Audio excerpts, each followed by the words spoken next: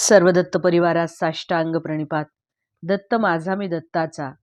श्रीपाद श्रीवल्लभ चरित्र अध्याय 13वा. आनंद शर्मा यांचा वृत्तांत. श्रीपादराजम शरणम प्रपद्ये. मी शंकर भट म्हणालो. मी सुबैया श्रेष्ठी यांच्याकडून अनुमती घेऊन कुरोपूरच्या दिशेने प्रयाण सुरू केले. रात्रीच्या वेळी एका गावात आलो. माधुकरीसाठी कोणाच्या घरी जावे याच विचारात होतो. त्याच मार्गावरील एका घरासमोरील ओट्यावर एक ब्राह्मण सुखासीन होऊन शेजाऱ्यांशी बोलत असलेले दिसले. त्यांचे डोळे तेजस्वी होते आणि त्यातून कारुण्य रस ओसंडून वाहत होता. त्यांनी मला आदराने घरात बोलवले आणि जेवणास वाढले. पोटभर जेवण झाल्यावर त्यांनी सांगण्यास सुरुवात केली. ते म्हणाले, मला आनंद शर्मा असे म्हणतात. मी गायत्री मंत्राचे अनुष्ठान करतो. थोड्या वेळापूर्वी गायत्री माता माझ्या अंतर्दृष्टीला दिसली आणि म्हणाली, एक दत्तभक्त येणार आहेत, त्याला पोटभर जेवू घाल. दत्तप्रभूंचे दर्शन घेतल्याचे फळ तुला लाभेल. तिने सांगितल्याप्रमाणे आपले दर्शन घेऊन मी कृतार्थ झालो. यावर मी म्हणालो, मी दत्तभक्तच आहे. सध्या दत्तप्रभू भूलोकात श्रीपाद श्रीवल्लभ या नावारूपाने आहेत हे ऐकून त्यांच्या दर्शनासाठी मी कुरोपूरला निघालो आहे. माझे नाव शंकर भट्ट आहे. मी कर्नाटकी ब्राह्मण आहे. कण्वमुनींच्या आश्रमाची कथा. माझे बोलणे ऐकून आनंद शर्मा हसले व म्हणाले, आमच्या वडिलांनी माझी मुंज केली तेव्हा एक अवधूत आले होते.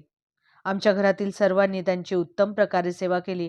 गायत्री मंत्रानुष्ठानाबद्दल त्यांनी बऱ्याच गोष्टी सांगितल्या. पेंचलकोणम भागातील श्री नरसिंहाचे दर्शन घेण्याचा त्यांनी आदेश दिला. माझे वडील मला पेंचलकोणलला घेऊन गेले. तेथील नृसिंहाचे दर्शन घेतल्यावर ते ध्यानस्थ झाले. ते ध्यान सकाळपासून रात्रीपर्यंत चालू होते.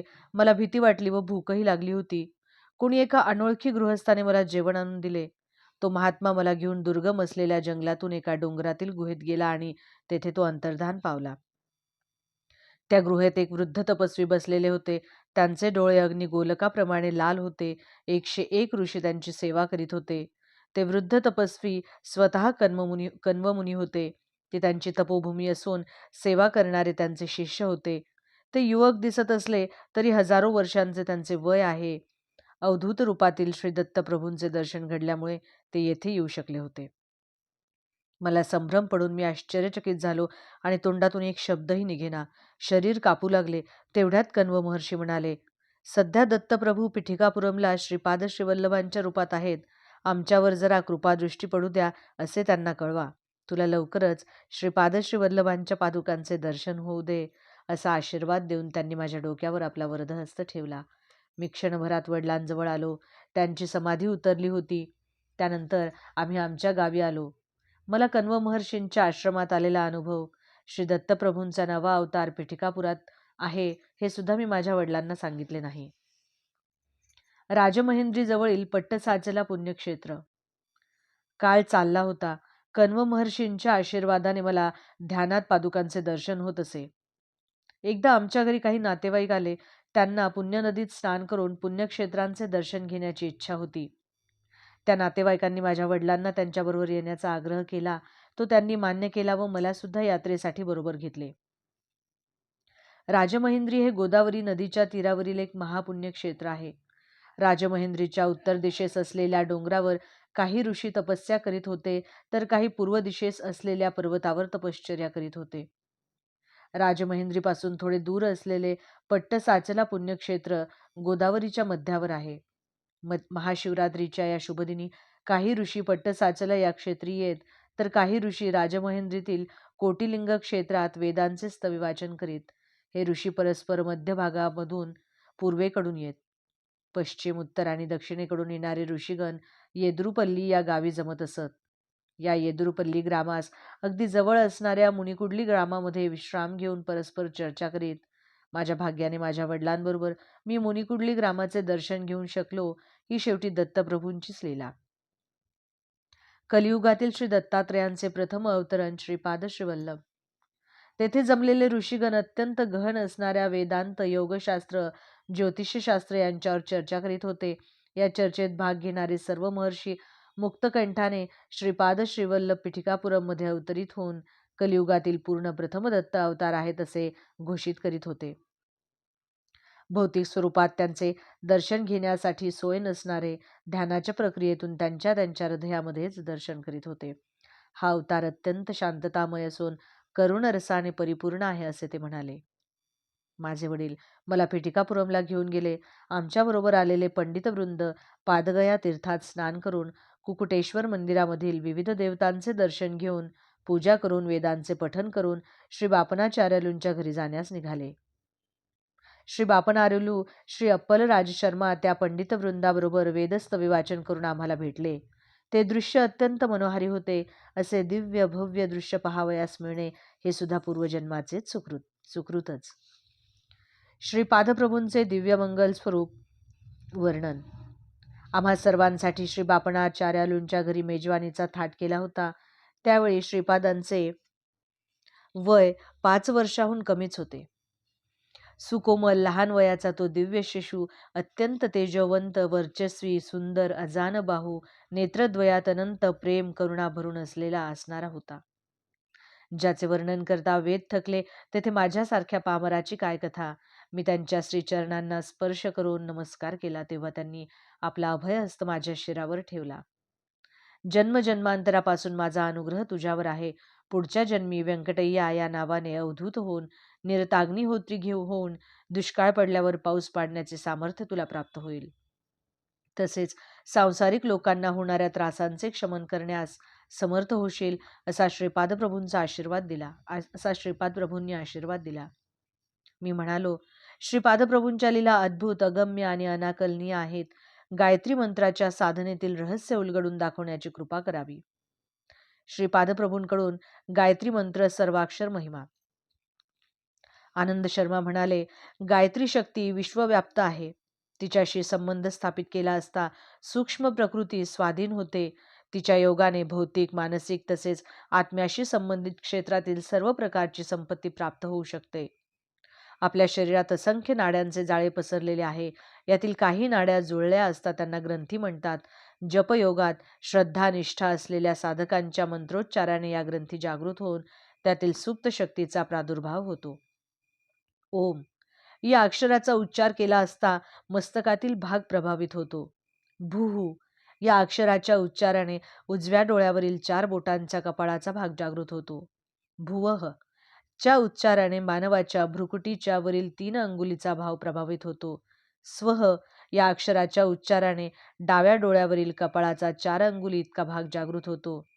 तत् च्या उच्चाराने आज्ञाचक्रामध्ये असलेली तापिनी ग्रंथीतील सुप्त असलेली साफल्य शक्ती जागृत होते. स च्या उच्चाराने डाव्या डोळ्यातील सफलता नावाच्या ग्रंथीमध्ये सुप्त रूपाने असलेली पराक्रम शक्ती प्रभावित होते. वी चे उच्चारण केले असता डाव्या डोळ्यामधील विश्वग्रंथीमध्ये स्थित असलेली पालन शक्ती जागृत होते. तू या अक्षराच्या उच्चाराने डाव्या कानात असलेल्या तुष्टी नावाच्या ग्रंथीतील मंगळकर शक्ती प्रभावित होते. वर या अक्षराच्या उच्चाराने उजव्या कानात स्थित असलेल्या वरदा ग्रंथीतील योग नावाची शक्ती सिद्ध होते. रे चा उच्चार केला असता नासिकेच्या मुळाशी स्थित असलेल्या रेवती ग्रंथातील प्रेमशक्तीची जागृती होते. णी चा उच्चाराने वरील ओठावरील असलेल्या सूक्ष्म ग्रंथीतील सुप्त शक्ती धनसंध्या जागृत होते. यम या अक्षराच्या उच्चाराने आपल्या खालच्या ओठावरील असलेल्या ज्ञानग्रंथीतील तेजशक्तीची सिद्धी होते. भ या अक्षर समुदायाच्या उच्चाराने कंठात असलेल्या भग ग्रंथीतील रक्षणाशक्ती जागृत होते. गो या उच्चार केला असता कंठकुपात स्थित असलेल्या गोमती नावाच्या ग्रंथीतील बुद्धिशक्तीची सिद्धी होते. दे च्या उच्चाराने डाव्या छातीच्या वरच्या भागात असलेल्या देविका ग्रंथीतील दमन शक्ती प्रभावित होते. व चा उच्चार उजव्या छातीच्या वरील भागात असलेल्या वराही ग्रंथीतील निष्ठा शक्तीची सिद्धी करतो. सिय याच्या उच्चाराने पोटाच्या वरील बाजूस ज्या ठिकाणी बरगड्या जुळतात सिहिनी नावाची ग्रंथी असते त्या ग्रंथीतील धारणा शक्ती प्रभावित होते. धी च्या उच्चाराने यकृतात असलेल्या ध्यानग्रंथीतील प्राणशक्ती सिद्ध होते. म या अक्षराच्या उच्चाराने आपल्या प्लिहामध्ये असलेल्या मर्यादा ग्रंथीतील संयम शक्तीची जागृती होते. ही च्या उच्चाराने नाभीमधील स्फुट ग्रंथीतील तपोशक्ती सिद्ध होते. धी या अक्षराच्या उच्चाराने पाठीच्या कण्याच्या खालील भागात असलेल्या मेघाग्रंथीतील दूरदर्शिता शक्तीची सिद्धी होते. यो च्या उच्चाराने डाव्या भुजेत स्थित असलेल्या योगमाया ग्रंथीतील अंतर्निहित शक्ती जागृत होते. यो च्या उच्चाराने उजव्या भुजेमध्ये स्थित असलेल्या योगिनी ग्रंथातील उत्पादन शक्ती जागृत होते. नह या अक्षराच्या उच्चाराने उजव्या कोपऱ्यामध्ये असलेल्या धारिणी ग्रंथातील सरसता शक्तीची सिद्धी होते. प्र या अक्षराच्या उच्चाराने डाव्या कोपऱ्यात असलेल्या प्रभव ग्रंथीतील आदर्श नावाच्या शक्तीची जागृती होते. चो या अक्षराच्या उच्चाराने उजव्या मनगटात स्थिर असलेल्या उष्मा ग्रंथीतील साहस शक्तीची सिद्धी होते. द या अक्षराच्या उच्चाराने उजव्या तळहातावर असलेल्या दृश्य नावाच्या ग्रंथीतील विवेक शक्तीची जागृती होते. यात या अक्षरद्वयांच्या उच्चाराने डाव्या तळहातावरील निरंजन ग्रंथीतील सेवाशक्ती सिद्ध होते. अशा प्रकारे गायत्री मंत्रातील 24 अक्षरांचा 24 ग्रंथी आणि त्याच्या 24 प्रकारच्या शक्ती यांच्याशी निकटचा संबंध आहे.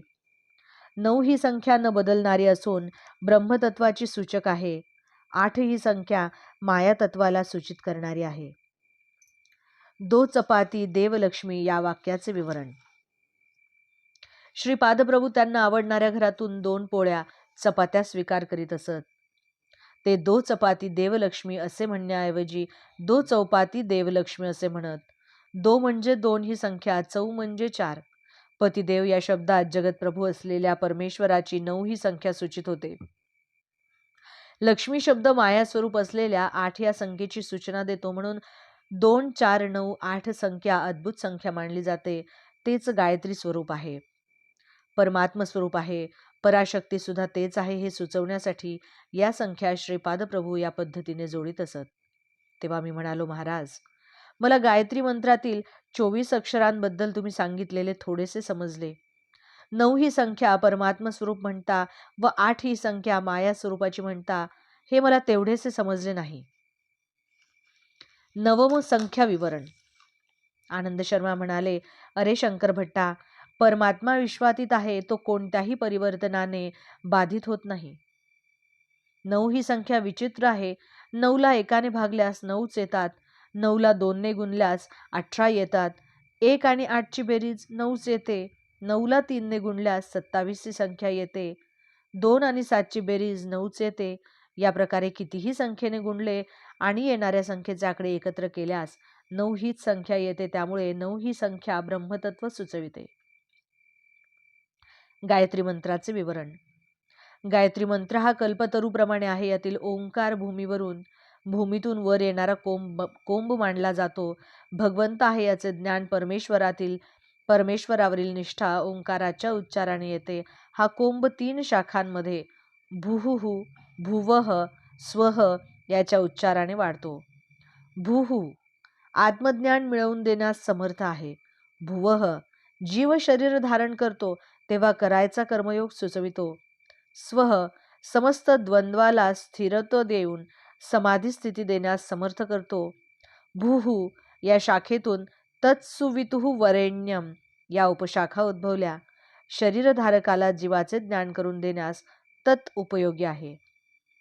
शक्तीला समुपार्जन मिळविणे करण्यासाठी सवितुः याचे सहकार्य होते. वरेण्यम मानवाला जंतुस्थितीतून दिव्य स्थितीला जाण्यास सहकारी होतो. भुवः या शाखेतून भर्गो देवस्य धीमहि या 3 उपशाखा उत्पन्न झाल्या आहेत. भर्गो निर्मलत्व वाढवितो. देवस्य देवतांनाच केवळ साध्य असलेली दिव्य दृष्टी मिळवून देतो. धीमहि ने सद्गुणांची वृद्धी होते. स्व यातून धियोमुळे विवेक, यौनहमुळे संयम, प्रचोदयातमुळे समस्त जीवसृष्टीचा सेवाभाव वाढीस लागतो. याकरिता गायत्री कल्पवृक्षाच्या 3 शाखा आहेत. प्रत्येक शाखेत 3 उपशाखा आहे. समजले ना? म्हणून 2, 4, 9, 8 ही श्रीपादांचे सूचन करणारी संख्या आहे. यातील 9 संख्येचे विवरण तुला सांगितले. अष्टम संख्येचे विवरण. 8 ही संख्या माया स्वरूप आहे. हे अनघा माता तत्व आहे. 8 एकाने गुणले असता 8च येतात. 2ने गुणल्यास 16 येतात. यातील 1 व 6 मिसळल्यास 7 येतात. हे 8 पेक्षा कमी आहेत. 8ला 3ने गुणल्यास 24 ही संख्या येते. यातील 2 आणि 4 ची बेरीज केल्यास 6 येतात. ते 7पेक्षा कमी आहेत. याप्रमाणे सृष्टीतील समस्त जीवराशींमधील शक्तिहरण सामर्थ्य जगन्मातेत आहे. कोणी कितीही मोठा असला तरी त्याला लहान करून दाखवण्याचे शक्ती मायेत आहे. श्रीपाद श्रीवल्लभ गायत्री माता स्वरूप आहेत. ते अनघा देवी समवेत श्री दत्त आहेत. त्यांची मनोवाक काय कर्माने आराधना करण्याने सर्व इच्छा पूर्ण होतात.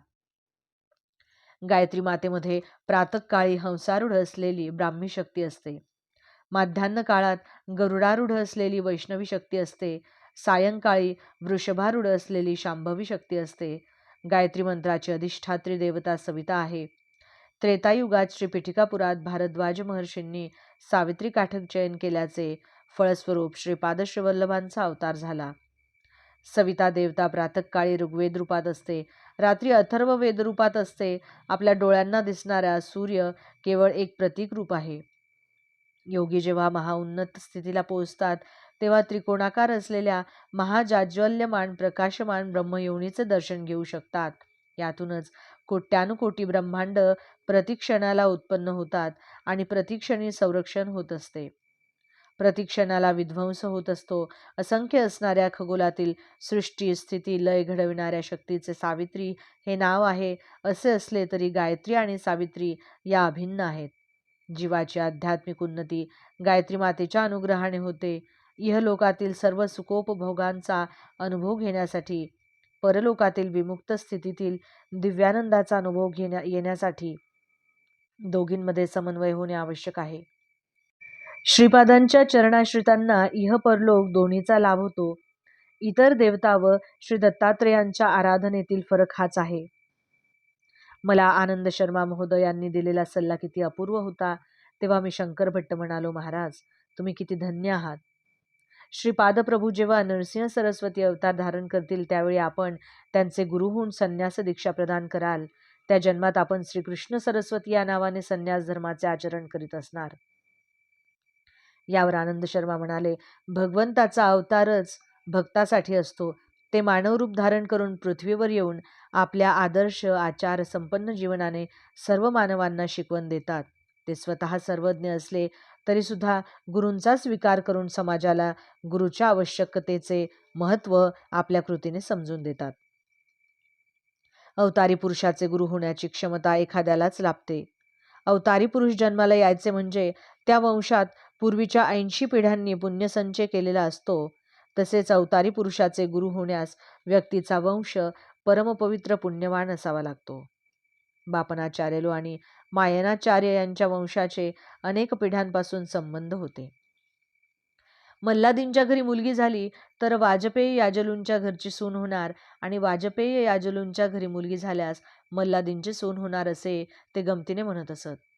बापणाचार्यांची मुलगी सकल सौभाग्यवती सुमती वाजपेयी याजलूंच्या घरी दिली नाही. तिचा विवाह विधिलिखित गोचर असलेल्या दिव्य घंडीकोटा अप्पळराज शर्मा यांच्याबरोबर झाला.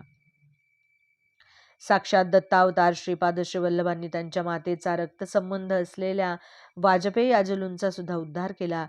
माधवाचार्यांना श्रीपाद प्रभूंबद्दल अति वात्सल्य भाव होता. हेच पुढे विद्यारण्य महर्षी झाले. त्यांचे शिष्य मलयानंद, त्यांचे शिष्य देवतीर्थ, त्यांचे शिष्य यादवेंद्र सरस्वती आणि यादवेंद्र सरस्वतींचे शिष्य श्रीकृष्ण सरस्वती. विद्यारण्य महर्षी आणि कृष्ण सरस्वती यांच्यामध्ये गुरुशिष्यांच्या 3 पिढ्या होतील. श्री विद्यारण्य हेच कृष्ण सरस्वतीच्या रूपाने अवतरित होतील आणि ते श्रीपादांच्या नंतरच्या अवतारातील गुरुपद शोभिविणार आहेत. श्रीपाद नित्य सत्यवचन बोलत. त्यांनी उच्चारलेले प्रत्येक वाक्य सत्य होत असे. एकदा सुमती महाराणी श्रीपादांना स्नान घालीत होती तेवढ्यात व्यंकटपय्या श्रेष्ठी तेथे आले. त्यांना पाहून श्रीपाद म्हणाले, आपले गोत्र मार्कंडेय का? हे ऐकून उत्तर न देता श्रीपादांचे गोड बोलणे ऐकून हसले. वास्तविक पाहता श्रीपादांचे गोत्र भारद्वाज होते. श्रीपादांना वाटले व्यंकटपय्या श्रेष्ठी सुद्धा आपले गोत्रज आहेत. स्नानानंतर सुमती देवींनी गुंडीतील पाणी ओवाळून टाकले आणि मार्कंडेयासारखा आयुष्यमान हो असा आशीर्वाद दिला. मार्कंडेयाला 16 वर्षाचे आयुष्य होते. पुढे शिवांच्या आशीर्वादाने तो चिरंजीव झाला. श्रीपादप्रभू 16 वर्षापर्यंतच आईवडिलांजवळ राहणार हे वर्म गर्भितपणे सुचविले होते. 16 वर्षानंतर मार्कंडेयाने गृहत्याग केला होता व ते चिरंजीव झाले. श्रीपादप्रभू सुद्धा 16 वर्ष आईवडिलांकडे राहिले, नंतर जगद्गुरू झाले. नंतर यथाकाली गुप्त झाले. त्यांच्या शरीराला चिरंजीवित्व लाभले. आपण ज्या स्वरूपात श्रीपादांना पाहतो त्याच स्वरूपात अत्री अनसूयेच्या कुमाराच्या रूपात ते अवतरले होते, असे त्यांनी आपल्या वक्तव्यात अनेक वेळा सांगितले होते. श्रीपादांची विविध रूपे. श्रीपादप्रभू त्यांच्या योगशक्तीला बहिर्मुख करून स्त्री रूपात दर्शन देत असत. तसेच त्यांच्या योगशक्तीचे दर्शन सुद्धा आपल्या साधकांना देत असत. हे किती अपूर्व होते. कुंडलिनी शक्ती अशी बहिर्मुख केवळ दत्तात्रेय भगवानच करू शकत.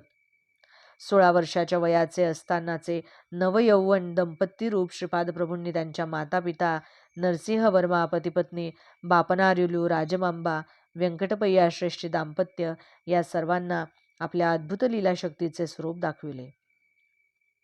श्रीपादांच्या 16व्या वर्षी त्यांचा विवाह करावा अशी त्यांच्या मातापित्यांची फार इच्छा होती, परंतु त्यांची निराशाच झाली. श्रीपादांनी सुमती मातेस अवधूत रूपात दर्शन दिले तेव्हा सांगितले, माते, तुझा मुलगा 16 वर्षाचा होईपर्यंत तुझ्याजवळ राहील. त्याच्या विवाहाचा संकल्प केला तर तो ऐकणार नाही, गृहत्याग करून निघून जाईल. त्यासाठी त्याच्या मनाप्रमाणे वागावे. श्री अनघा दत्त हे आदि दाम्पत्य आहेत. त्यांना जन्ममरण नाही. ते सर्वदा लीला विहार करतात. ते श्रीपाद वल्लभांच्या रूपात, नृसिंह सरस्वतींच्या रूपात, स्वामी समर्थांच्या रूपात अर्धनारीश्वर होऊन राहतील. मंडलकाल अर्चना आणि श्रीपाद श्रीवल्लभ चरित्रामृताचे पारायण केल्याने मिळणारे फळ. श्रीपादांचा गणेश चतुर्थीचा अवतार झाला हे विशेष आहे. लाभ हा गणेशाचा पुत्र एका युगात लाभाद महर्षी या नावाने नावाजला होता. तोच श्रीकृष्ण अवतारात नंद या रूपात जन्मास आला.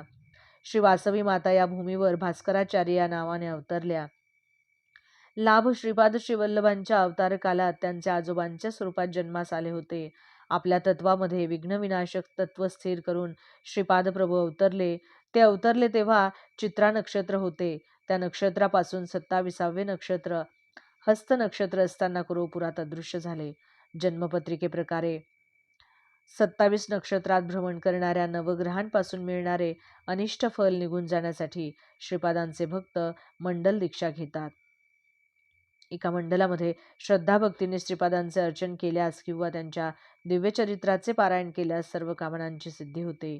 मन, बुद्धी, चित्त आणि अहंकार हे एका दिशेने आपली स्पंदने आणि प्रकंपने सोडित असतात. त्यांची प्रकंपने वेगवेगळ्या 40 दिशांमध्ये प्रसरण पावतात. या 40 दिशांमधून होणारी प्रकंपने थांबवून श्रीपाद प्रभूंकडे वळवली तर ती श्रीपादांच्या चैतन्यात विलीन होतात. तेथे ते आवश्यक बदल घडवून स्पंदनांमध्ये रूपांतरित होऊन साधकांकडे पुन्हा येतात. यानंतर साधकाच्या धर्मानुकूल सर्व इच्छा पूर्ण होतात. अरे शंकर भट्टा, तू श्रीपाद प्रभूंचे चरित्र लेखन करशील असे अंतर्दृष्टीने कळवले आहे. लोकांमध्ये व्यवहारात असलेल्या पारायण ग्रंथात लेखकांची वंशावळी केवळ मनात नसताना रचली गेलेली स्तोत्रे वगैरे असतात. तू लिहिलेल्या प्रभुचरित्रामध्ये तुझ्या वंशावळीची आवश्यकता नाही. प्रभूंचे ध्यान करून तुझ्या अंतर्नेत्रामध्ये श्रीपादांना समोर आणून सर्वांना सुलभतेने समजेल अशा रीतीने रचना करशील तेव्हा श्रीपादांचे चैतन्य तुझ्या लेखणीद्वारे जे विवरण करेल तेच सत्य होईल. या प्रकारे स्फूर्तीने लिहिलेला ग्रंथ किंवा उच्चारलेले मंत्र छंदोबद्ध असण्याची आवश्यकता नाही. काही महाभक्तांना दैवी साक्षात्कार होऊन त्यांच्या स्थानिक भाषेत स्तोत्र प्रार्थना स्फुरतील. त्या छंदोबद्ध व्याकरणदृष्ट्या अगदी बरोबर असण्याची गरज नाही. भक्त जी पदे म्हणतील त्या पदांमध्ये परमेश्वराने संतुष्ट होऊन वर दिलेला असल्याने त्यामध्ये परमेश्वराची अनुग्रह शक्ती असते. त्या पदांमध्ये असलेल्या स्तोत्रांचे आपण पठन केल्यास आपले चैतन्य तात्काळ भगवत चैतन्याशी सामिप्य पावते. परमेश्वर भावप्रिय आहे, भाष्यप्रिय नाही. भावना म्हणजे शाश्वत शक्ती. श्रीपादप्रभूंचे मल्लादी, व्यंकटपय्या श्रेष्ठी आणि वत्सवाई या 3 कुटुंबाशी अत्यंत सख्य होते. एका सणाच्या निमित्ताने व्यंकटपय्या श्रेष्ठींनी अप्पलराजू दाम्पत्यास त्यांच्या घरी आमंत्रित केले होते. त्या दिवशी श्रेष्ठी बरेच गंभीर दिसत होते. त्याला तसेच कारण होते. पिठिकापुरममधील एका सुप्रसिद्ध ज्योतिषाने श्रेष्ठीच्या मृत्यूची वेळ, दिवस, वार, तिथी सर्व सांगितले होते. त्यांचे ज्योतिष्य आतापर्यंत कधी खोटे ठरलेच नव्हते. हेच कारण श्रेष्ठींच्या गंभीरपणाचे होते. ज्या ज्योतिषाने अशी प्रतिज्ञा केली होती की त्याची भविष्यवाणी खोटी झाल्यास तो मुंडन करून गाढवावर बसून गावभर फिरेल, अपमृत्यू टाळण्यासाठी अप्पलराजू शर्मा यांनी कालाग्निशमनाची पूजा करून त्याचा प्रसाद श्रेष्ठींना आणून दिला. थोड्याच वेळात सुमती महाराणी भरजरी वस्त्रे परिधान करून श्रीपादास घेऊन श्रेष्ठींकडे आली. तेवढ्यात श्रेष्ठींच्या हृदयात असह्य वेदना होऊन लागल्या. ते मोठ्याने आई असे ओरडू लागले. सुमती त्यांच्याकडे धावत गेली. त्या दिव्य मंगल स्वरूपातल्या साध्वीने आपल्या दिव्य श्रीहस्ताने श्रेष्ठींच्या हृदयावर स्पर्श केला. त्याच वेळी श्रीपाद जा असे जोरात ओरडले. श्रेष्ठींच्या घरात एक बैल होता. त्याने तडफडून काही क्षणात आपले प्राण सोडले आणि श्रेष्ठी वाचले. ही बातमी कळताच तो ज्योतिषी धावतच श्रेष्ठींच्या घरी आला. आपली भविष्यवाणी चुकल्याची त्याला खंत वाटली. श्रीपाद त्या ज्योतिषाला म्हणाले, तू ज्योतिषाचा खूप अभ्यास केला आहेस, परंतु सर्व ज्योतींची ज्योती मी असताना श्रेष्ठींना मृत्यूभय कसले? तू शिरोमुंडन करून गाढवावरून फिरायची गरज नाही. तुला पश्चाताप झाला हेच पुरे. तुझे वडील जिवंत असताना त्यांनी श्रेष्ठींकडून कर्ज घेतले होते. ते परत न करता खोटेच गायत्रीची शपथ घेऊन सांगितले की त्यांनी ते परत केले. या पापामुळे त्यांना श्रेष्ठींच्या घरी बैलाचा जन्म घ्यावा लागला. हीन योनीत असलेल्या तुझ्या वडिलांना उत्तम जन्माचा प्रसाद दिला. श्रेष्ठींच्या अपमृत्यूचे कर्मफल बैलाकडे वळविले. तू या बैलाचा दाह संस्कार करून अन्नदान कर. तुझ्या वडिलांचे वाईट कर्मफल नष्ट होऊन उत्तम गती प्राप्त होईल. श्रीपादांच्या सांगण्यानुसार त्या ज्योतिषांनी केले. श्रीपाद प्रभू अनेक प्रकारे प्राणरक्षण करू शकतात. श्रीपाद योगसंपन्न अवतार आहेत. त्यांना काहीच असाध्य नाही. उच्छ्वास निश्वासाच्या गतीचे विच्छेदन केल्याने मुक्ती प्राप्त करून घेणे सोपे आहे. क्रियायोगी ज्यांची प्राणशक्ती आज्ञा विशुद्ध अनाहत मणिपूर स्वादिष्ठान मूलाधार चक्रात फिरून वरून खाली खालून वर परिभ्रमण करतात. एका क्रियेला लागणारा वेळ 1 वर्षामध्ये साधारण होणाऱ्या आध्यात्मिक विकासा एवढा असतो. रात्र दिवसाच्या 1/3 वेळात 1000 क्रिया झाल्या तर केवळ 3 वर्षात सहजतेने प्रकृतीद्वारा 10 लाख वर्षात होणारा परिणाम दिसून येतो. आनंद शर्माच्या चांगल्या गोष्टी ऐकून मला खूप माहिती मिळाली. सकाळचे अन्नी आटोपून श्री आनंद शर्मांचा निरोप घेऊन श्रीपाद श्रीवल्लभांच्या दर्शनासाठी कुरोपुराकडे निघालो. श्रीपाद श्रीवल्लभांचा जय जयकार असो. दिगंबरा दिगंबरा श्रीपाद वल्लभ दिगंबरा.